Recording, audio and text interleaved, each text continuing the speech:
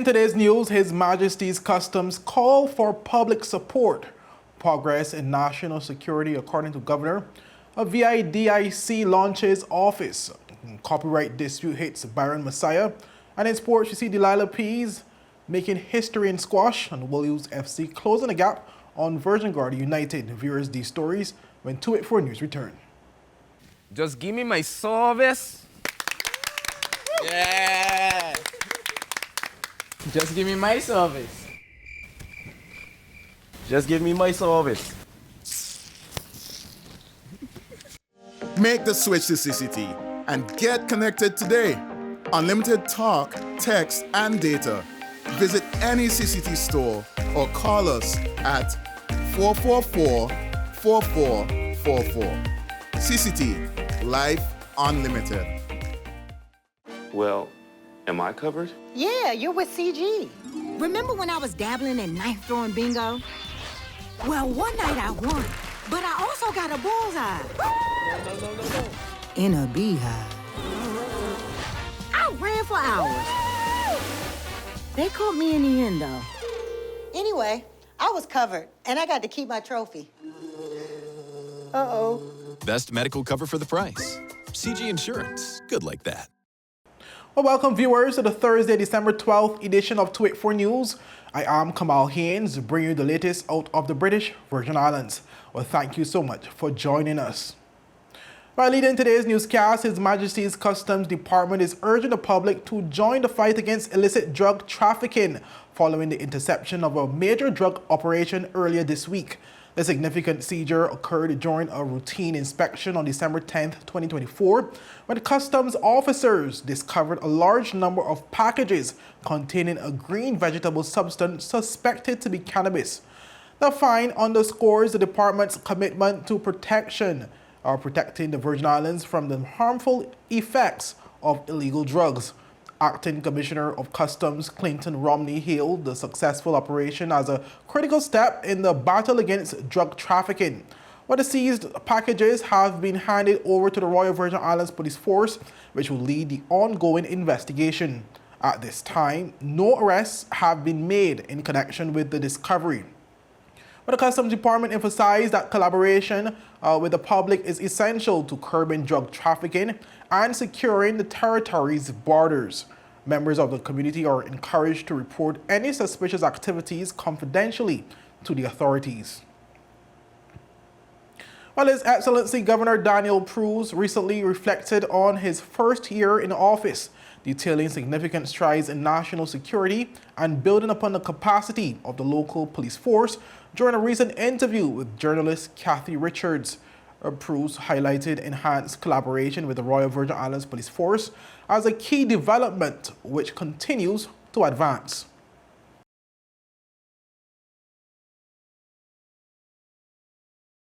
So I'm very conscious of the concerns that people have, and when I'm out and about around the islands, when I stop and talk to people and just have spontaneous conversations in the street, or when I'm at Bobby's or Right Way doing my shopping, the theme they always want to talk about is security, law and order, and that's completely understandable because it's something that touches all of our lives. We all want to live in a safe and secure environment. I think there are a number of ways of building that security. There's no sort of single fix, but there are a number of different elements working together that I hope can help achieve that. One of the areas I'm directly responsible for, of course, is the police and also the prison. And I've got a very strong interest in the wider law enforcement sector. And one of the things that I'm endeavouring to do, but working in partnership with colleagues, is to help support the efforts of the RVIPF to build capability and capacity to investigate crimes successfully, to be able to bring criminals to justice as well. To do that effectively, I think, requires a number of areas of engagement and support. So, for example, we've been able to provide practical assistance and training to RVIPF officers in particular specialist areas. Just recently, we've had a team from the UK's National Crime Agency helping with financial investigation training, as an example. There's also, I think, a role for the UK to play in terms of assisting the way the force sets its priorities and structures its activity. Well, he highlighted increased resources for the force as a significant milestone as well, but noted that there is still need for more support. I think I'd note the question of resources. You know, we are happily now in a position where the RVIPF has got a good complement of officers. I attended myself the passing out of the most recent cohort, which was great. You know, something like 18 new officers, including some auxiliaries, which passed out up at the college. And they provide, great additional potential in terms of skills and experience that they can bring into the police force. So ensuring that resourcing in terms of human resources is where it needs to be is also critical, gives you that baseline. But then capability in terms of equipment and vehicles, again, we need to assist. And through the UK government, we've helped, for example, in recent years, build the ability of the Marine unit to respond, because obviously being a series of islands, there's a fair amount of criminality which occurs out on the waters. So through providing vessels, providing equipment for the officers on those vessels, I think we've helped to provide that capability as well. But ultimately, you need to have an approach to each of these areas where the police intervention is required, which is coherent, where the systems support the front line, and where the partnership with the community is working effectively as well. Well, looking forward, the governor expressed gratitude for his warm reception and optimism about continuing his work in the British Virgin Islands. Well, up next, viewers, more local news. We will be right back. Attention Anegada residents! Attention Anegada residents! CCT is coming to you! That's right! CCT will be visiting Anegada every third Wednesday of the month. Need to pay your bill? Sign up for a new service? Or have a customer service concern? CCT has got you covered! No need to leave the island. CCT is here to make staying connected easier than ever. Mark your calendars for every third Wednesday starting October 16th and visit us for all your CCT service needs. For more information, call us at 444-4444 or follow us on any of our social media pages. See you soon, Anegada! There are many ways to enjoy life, like so many ways to count on Popular.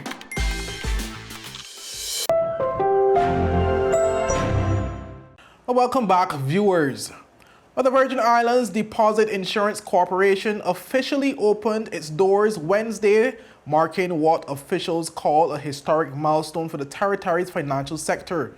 Located on Main Street, the new agency aims to provide deposit protection similar to systems used in larger countries, according to CEO Lisa Violet. Violet described the launch as a renewed commitment to financial stability in the British Virgin Islands, noting that the corporation will play a critical role in protecting customers' bank deposits and contributing to the official or overall financial ecosystem. The Virgin Islands Deposit Insurance Corporation is a new statutory body. It was enacted by law 2016, the Virgin Islands Deposit Insurance Corporation Act of 2016. It was amended in March of 2023.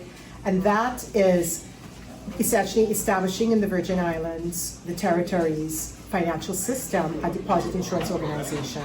It's a tenet of resiliency to have that in your banking system. And we are doing this under the Ministry of Finance, and we have a co-monitor with the Financial Services Commission because they regulate and give licenses to the banks, and we are there to let depositors know that if there is a trouble with a bank, that their money is safe up to $100,000 per institution for their checking, their current accounts, savings accounts, term deposits, both for individual accounts as well as joint accounts, as well as trust accounts. That is like our primary focus, is for that retail depositor to know that their money is safe. While she emphasized that the organization will inspire confidence among both banks and customers. The other thing that we do, which is a big part of the work, is contributing to financial stability. And what does that mean? You create confidence in the market if people know that their money is safe, and then there is a mechanism and legislation and resources and tools to help banks if they get into trouble. And it's called Resolution Authority, and we have that within the VIDIC Act, and we are architected around global standards of the International Association of Deposit Insurers.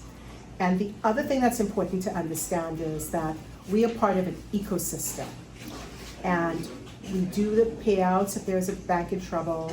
We monitor the banks from a liquidity perspective and their safety and soundness, and we monitor them with the Financial Services Commission, so that we have an official co-monitor with them.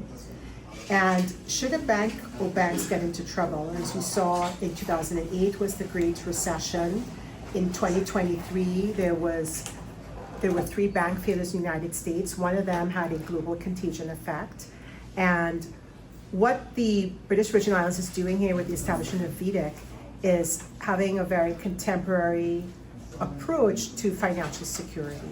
And it's a standard of any well-run, resilient financial system would have this in place. Well, looking ahead to 2025, VIDIC plans an aggressive community outreach strategy. The agency intends to educate residents about its role in protecting financial interests and enhancing the territory's banking landscape. 25 will be a year of maturing and fully installing all our processes and controls and the regime, the mandate that we have. We have to establish the co-monitor with the Financial Services Commission.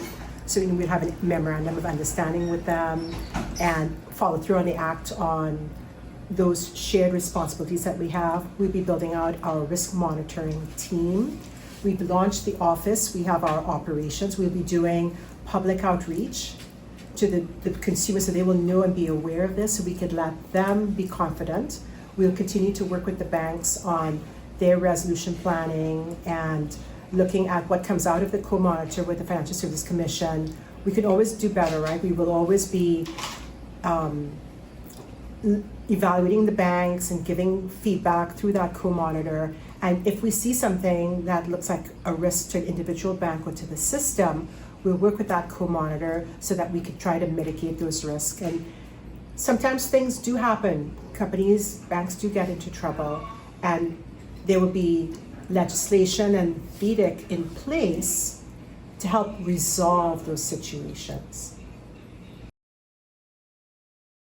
Well, the establishment of VIDIC represents a significant step in strengthening the British Virgin Islands financial infrastructure, providing a safety net for bank customers and potentially increasing trust in the local banking system. Well, viewers, dancehall artist Byron Messiah's breakthrough hit Taliban and its remix featuring Burna Boy have been removed from YouTube following a copyright infringement claim by Jamaican artist Jeffrey Grant. The popular tracks, which catapulted Messiah to international recognition in 2023, were taken down after Grant claimed the songs bore significant similarities to his track Big Guns. Messiah, who gained global attention after Taliban was featured in New York Times Square and achieved golden certification in the United Kingdom and Canada, responded to the YouTube notice with a cryptic social media post reading, "God alone know." The copyright dispute has sparked debate among fans, with supporters of both artists weighing in on social media. Grant has invited Messiah to resolve the issue, stating he wants to give the artist an opportunity to address the allegations. Released in January 2023, Taliban transformed Messiah's music career, leading to a collaboration with Nigerian artist Burna Boy and the subsequent remix Taliban 2. The tracks had been instrumental in establishing Messiah's reputation in the international music scene. YouTube confirms the removal of the track, citing a copyright complaint filed by Grant. The platform's action means the official videos are no longer accessible on Messiah's channels. The ongoing controversy highlights the complex landscape of musical inspiration and copyright in the competitive dancehall and reggae music industry. Well, up next, we take a look into the world of sports.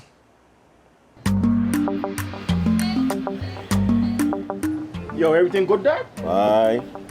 This thing got me one way, Daddy. What do you mean? Ever since I hook up with this thing, can't eat, I can't sleep. This is the first thing I touch it when I reach home.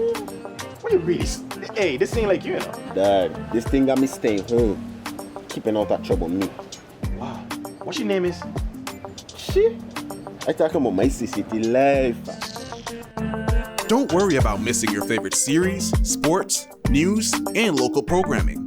Come to CCT today and sign up for CCT Live to access over 80 channels. CCT Live. Bring it home.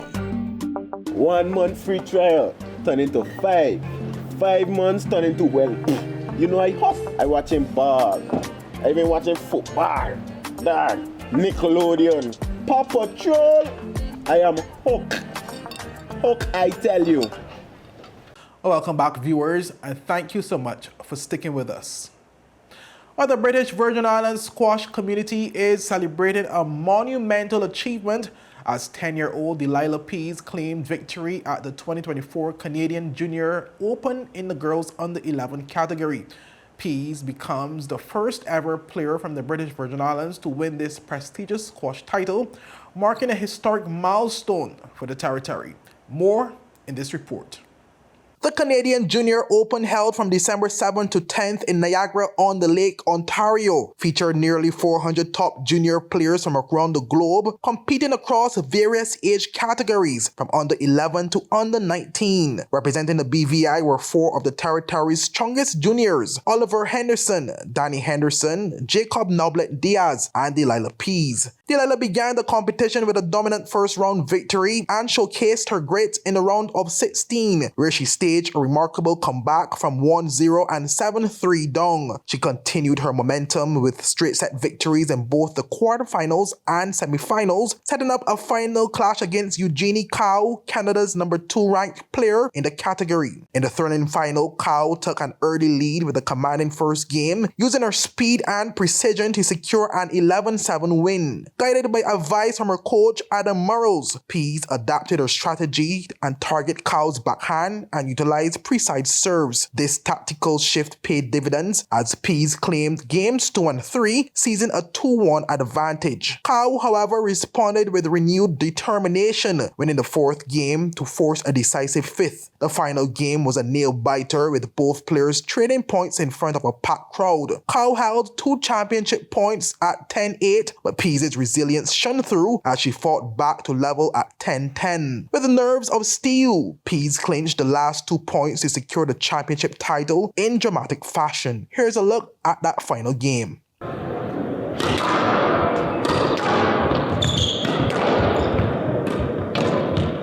Got it?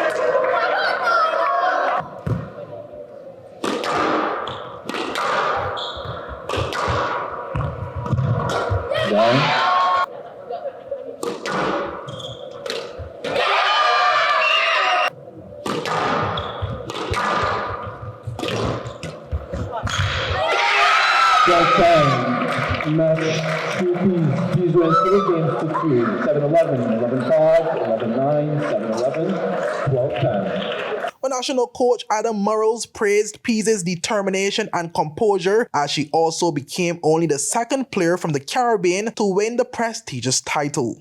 In the first round, she won relatively comfortably. Second round, so in the last 16 of the tournament, she played a very strong player. So she almost got pitted against some of the high seeds because the Canadian organisers didn't really know who she was, given her lack of competitive match play on the international scene. They didn't really have any results to go off. So she wasn't protected by way of seeding. So in the last 16, she played one of the 3-4 seeds, a very strong player, and she managed to win 3-1. But in that match, she was 1-love down and 7-3 down. And she really had to show her fighting spirit and her character, and that kind of fighting spirit would be called upon later in the event as well. So she got through the last 16. She managed to win both her quarterfinal and semi-final 3-love with very strong performances, also against good young players. And then in the final, she was up against Eugenie Cow of, I think she's from Vancouver, Canada. And this was an awesome match. The two of them were like two little warriors out there. Morales also spoke on what the overall performances mean for BVI squash. It really is, or it has been a historic tournament for BVI squash, and it kind of caps off a historic year. Hosting Junior Casa, it was the first time earlier in July, it was the first time that we'd hosted the Caribbean Championships since 2007. And that brought just under 150 juniors to our shores for the tournament. So it really was a big event in terms of sports tourism. And the kids performed fantastically, winning 3 gold medals. And as I mentioned earlier, we hadn't won a gold medal since 2009. So again, that was very special, and even more special to get to do it on home soil. So to then follow it up with really strong performance at the Canadian Junior Open is very satisfying and testament to the work that all the juniors are putting in. Morales also commended the entire BVI team, which collectively won 15 of 23 matches. Jacob Noblet Diaz had an impressive run in the boys under 13, winning the plate 1C competition, while Oliver and Danny Henderson delivered strong performances in their respective age groups. The Canadian Junior Open is probably the biggest tournament that we've taken a small team of BVI squash players to. There's just under 400 competitors there in attendance, spread out across all the age groups, and the age categories run from under 11s all the way through to under 19s, with players from all around the world. So the standard really is high. On the junior circuit, it's a very prestigious tournament. Appice's historic win is a testament to her dedication and serves as a beacon of inspiration for aspiring squash players in the BVI. As Coach Morales noted, her achievement raises the bar for the territory's elite juniors and highlights the potential for success through hard work and passion for the sport. Reporting for 284 News, I am Kamal Haynes. Our reigning champions WOLUES FC made a strong statement in the BVI Football Association National League last week, securing a commanding 6-2 victory over Positive FC and pulling level on points with league leaders Virgin Gorda United. Well, the action-packed weekend also featured thrilling draws, dominant victories, and an incredible 10-0 performance by Sugar Boys FC. More in this report. WOLUES FC demonstrated their championship pedigree with a second-half masterclass against Positive FC at the Greenland Football Stadium on Sunday. Although Positive struck first with an 11th-minute goal from Tyrone O'Loughlin, WOLUES came out of the halftime break determined to dominate. Goals came in quick succession from Alexander Edwards in the 51st and 62nd minutes, Hugo Liziario in the 63rd, James Malley in the 69th, and Charlie Potjeter in the 79th and 90th minutes. An all goal from Ate Haino in stoppage time gifted Positive their second goal, but WOLUES walked away with a convincing victory. WOLUES now sit tied with Virgin Gorda United at 17 points, trailing only on goal difference and with a game in hand. Earlier on Sunday, Virgin Gorda United was forced to settle for a 1-1 draw against Lionheart FC after Janelle Ferdinand 80th minute equalizer cancelled out Shamar Olivier's 57th minute opener. VG United missed a golden opportunity to extend their lead at the top of the standings. Back, fine. Morton knocked it inside. Fine who? Giving it away. Wilford Makanaki in the middle of the pitch. Been nicely. Oh, heavy defensive play here by VG United who knocked it out. Ball back down to Mars. Mars hustling down the flank. Mars taking it to And shot comes in, pushed off, it's on the trouble! Right in the back of the net, it's a goal! Keeper make a lovely save, no one out there to follow up. And here is this player. And Ferdinand leaving it to number 25. Number 25 behind the ball for Lionheart. Number 23, as a matter of fact. Trying to get into the scoring column is Lionheart. Send it inside. Who is there at the end of it? Ball inside. Player is there jumping. Take down nicely by Lionheart. Could be trouble. Oh my goodness. It's in the back of the net. It's a goal.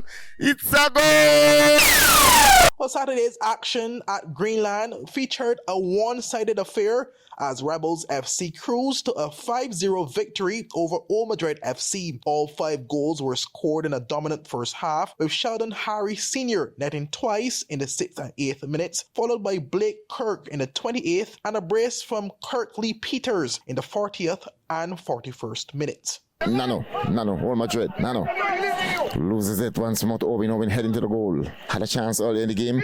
Pass, find it out to Max Turner in the danger zone. Send it across, who is there. Blocked there by Silk, the defender. Rigabot trying to decide. 2 players around him. Loses it once more. Sent across, it's uncle the trouble. Oh my goodness, and it's into the back of the net. So the first goal of the match in the 5th minute. As far as Benzema, number 9, who going back to Parkins in goal as he going across. And the right once more. Rebels in control from the back. Tapping it, working it nicely. As the midfielder switching it out, find up the goal scorer. Turns, looking for some help, going across. Find Blake with the ball, going down the flank. Push it inside once more. Owen is there. Rushing. Send it inside. Find Dak. Dak take a shot. Oh my goodness. Right into the back of the net once more. So Dak is there on the score sheet. Once more. It's 2-0. Back to Blake. Blake with the ball. Trying to get around his player. Do so nicely. Held it up. Ching is there. Nice smooth ball back inside. The shot comes in. But smart playing as I said before. For Real Madrid. Blocked in it as a twin. Comes out but loses it. Young Blake once more. Head into the danger zone. Knocked it inside. Owen is there by himself. And the ball is in the back of the net. This is a goal now, so we are up 3-0. Finally, 3rd shot of the night. For a long time, get close to the Rebels' goal. Let's see if we can get it across. It's Jackson, number 17. Jackson sent it across to who is there. Owen heads it out. Not too far. Raga. Try one. Raga.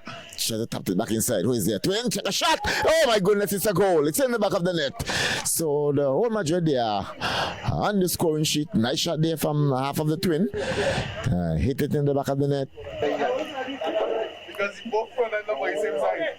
No, the back smaller. Right now he's 9 players out. I don't know. One of the players was down, but seems as though still nursing an injury. Still from the back, push it inside. Find who? Blake. Have 1 goal so far. Blake inside. Find Benzema. Benzema have 1 as well. Tapped it inside. It's in the back of the net once more. Oh my goodness! Good shot there from Benzema. Really measured the keeper, the twin, number 13, the goal, and for the Old Madrid. At the Virgin Gorda Recreation Ground, Islanders FC raced to an early 2-0 lead with goals from Antonio Rodney in the 1st and 13th minutes. However, Panthers FC clawed back with 2 strikes from Nigel Sanderson in the 34th and 46th minutes to secure a hard-fought 2-2 draw. But in the weekend's most lopsided match, Sugar Boys FC delivered a 10-0 thrashing of Avengers FC in front of their home crowd in Virgin Gorda. Darryl Redhead led the charge with an impressive haul of 4 goals in the 53rd, 68th, 71st, and 89th minutes, while Aaron Jules in the 33rd and 64th, and Andres Bailey in the 55th and 74th each scored twice. While McGraw Baptiste scored in the 20th, and Akeem Hendrickson in the 61st added to the scoring spree, securing one of the most dominant victories of the season. With the league standings tightening and every point crucial, fans can expect more intense competition as teams battle for supremacy. WOLUES' resurgence and VG United's resilience have set the stage for a thrilling race to the finish. Reporting for 284 News, I am Kamal Haynes. Well, viewers, that's it for today's news roundup. Be sure to follow us for daily news updates at 284media.com and like us on Facebook at 284media and 284BVI on Instagram and X formerly Twitter. I'm Kamal Haynes, and I'll see you again tomorrow. Have a safe and enjoyable evening. Bye-bye.